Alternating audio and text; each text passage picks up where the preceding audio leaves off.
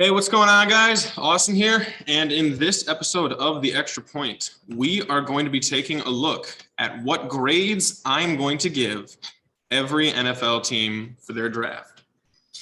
This video, we are just going to start with everybody that got D's and F's. I'm going from, an A, B, C, D, and F scale. For some reason, we skip E here in America, but it is what it is. So without further ado, let's get to who had the worst draft in the NFL. Starting off, I have the Chicago Bears. Absolute F. They came in and honestly, after they traded Khalil Mack, their secondary was pretty much the strength of their roster at this point. And then they decided to double down, and with their two picks in the top 50 at 39 and 48, they decided to draft two more secondary players, a cornerback and a safety.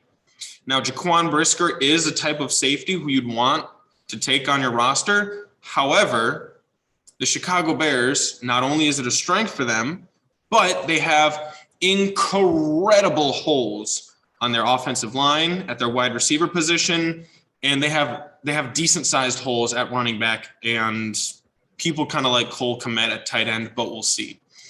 You've got a young quarterback entering in his second year, and this draft looks like you did it intentionally to sabotage him.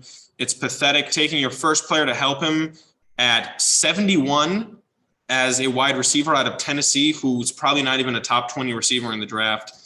Like I said, it looks like sabotage. They had 11 total picks, but only 3 in the top 100. To me, pretty much every pick in the top 100 is what you can kind of pencil in as an impact player. And then anybody outside the top 100 is like, oh, we got lucky with that guy, because nobody really knows. There's always a couple, 4th, 5th, 6th round steals that come out of nowhere. There's always an Antonio Brown who is just like, oh yeah, by the way, like I'm a really good player, or, so on like that. But this was an intentional sabotage against Justin Fields. Miami Dolphins, they also have a D minus. They have a D minus. The Bears get an F. The Bears get an F because although they had more picks and higher picks than the Dolphins, they completely wasted them and they doubled up on their strengths. The Dolphins, they get a D minus because they didn't have a lot of picks. They traded them for Tyreek Hill. I will not be grading on a curve. So if you have less picks, that is going to lower your score. So I could see an argument being made for the Dolphins having the worst draft. But it's not like they did anything to intentionally sabotage their own franchise. So they get a D minus, 0 picks in the top 100, 4 total picks in the entire draft, which is just abysmal. Then we have the Las Vegas Raiders at a solid D average. They have 1 pick in the top 100. It's an offensive guard out of Memphis, Dylan Parham. And they had 6 total picks. As you can see, 1 pick in the top 100 and 6 total picks. Not great, but good enough to get them past Miami. Then we have the Washington Commanders, who with 8 total picks in the entire draft is not bad. I believe the average is supposed to be between 7 to 8, somewhere up in there. A lot of teams trade theirs away and end up with 6, 7, 8 now. But I think they wasted their first round pick, Jahan Dotson. I like him.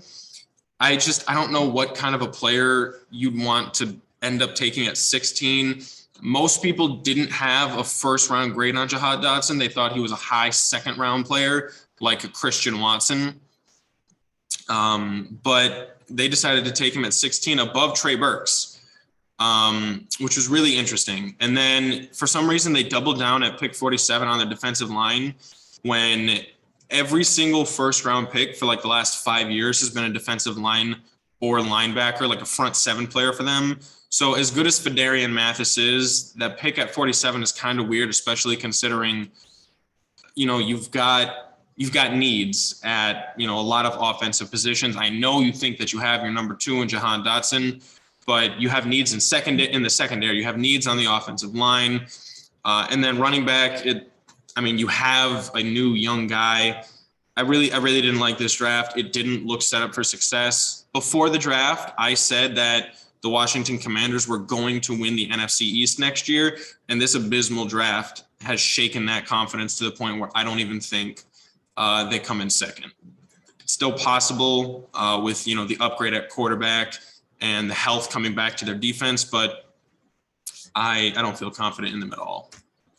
At a D plus, we've got the Carolina Panthers, who only had 6 total picks, and 4 of them were outside the top 100, meaning that unless they just absolutely got 4 steals, it was a pretty bad draft for them.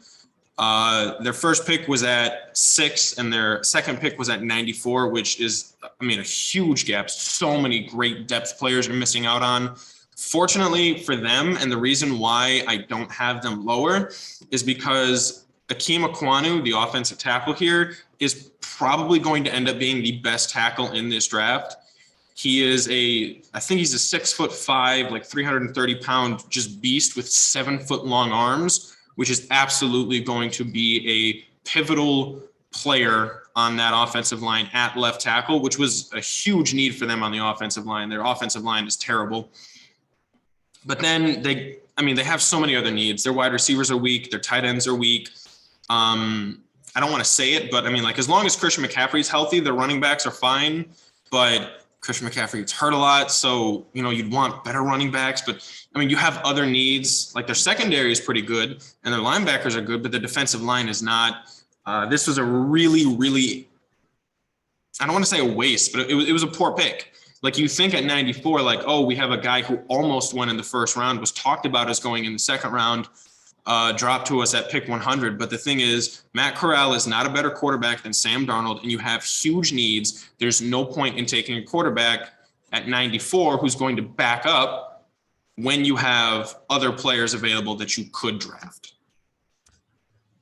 Tampa Bay Buccaneers get a D plus, just ahead of the Carolina Panthers because they have more total picks. They had more picks in the top 100. You see they took that guard, which is one of the positions that they needed. I think the Bucs have like 0 holes on their roster outside of like CB1 maybe. 33, that Logan Hall, the defensive end, was an interesting pick to me because there was a lot of good defensive backs available at 33. I believe they still could have taken Andrew Booth. They still could have taken the guy at Clemson wasn't there, but Baylor, Jalen Petrie, he was still available. And I definitely think that Tampa has a bigger need there than they do at pass rush. But, again,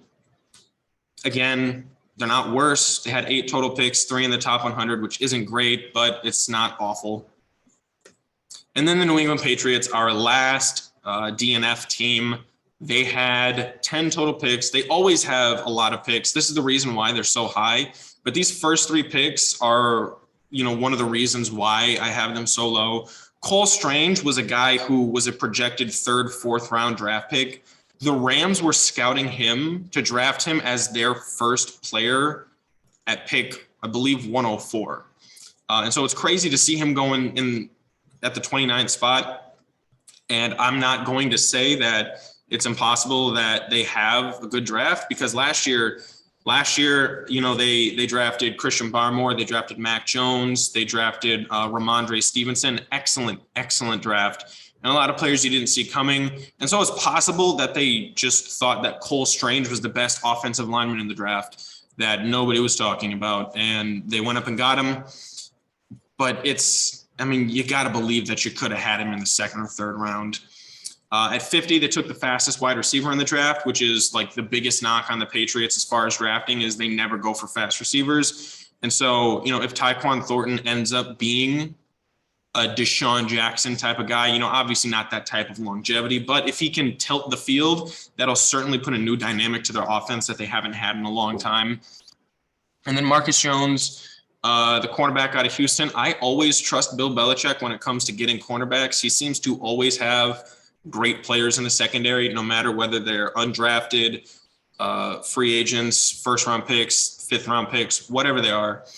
And so that's pretty much what's saving this list is the speed of Tyquan Thornton and my faith in Bill Belichick with cornerbacks.